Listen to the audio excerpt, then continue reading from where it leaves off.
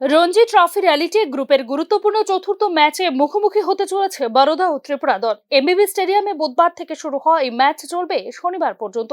ইতিমধ্যেই কৃণাল পান্ডিয়ার নেতৃত্বে এমবিবি ময়দান জুড়ে অনুশীলন করেছে শক্তিশালী বরোদা দল। গ্রুপ লিগের লড়াইয়ে 3 ম্যাচ খেলে 19 পয়েন্ট নিয়ে আপাতত তালিকার শীর্ষে রয়েছে বরোদা দল। অন্যদিকে স্বাগতিক ত্রিপুরা দল সমসংখ্যক ম্যাচে 9 পয়েন্ট নিয়ে রয়েছে তৃতীয় স্থানে। গুরুত্বপূর্ণ ম্যাচের লক্ষ্যে স্টেডিয়ামের জিমের পাশের নেটে অনুশীলন করেন ত্রিপুরা দলের ক্রিকেটাররা। অন্যদিকে লেগ প্রান্তের নেটে অনুশীলন করেন কৃণাল পান্ডিয়া, বিষ্ণু সোলাঙ্কিরা। অনুশীলনের ফাঁকে দু দলের ক্রিকেটাররাই উইকেটও দেখে নেন। মুম্বাইয়ের মতো ভুল করবে না বড়রা, সেটা কিন্তু বড়দার অনুশীলন দেখেই বোঝা গেছে। অনুশীলনে দলের প্রতিটা ক্রিকেটার সিরিয়াস ছিলেন। বড়দা অনেকটা সচেতন হয়ে পুরো দল নিয়ে আগরতলা এসেছে 6 পয়েন্টের লক্ষ্যে।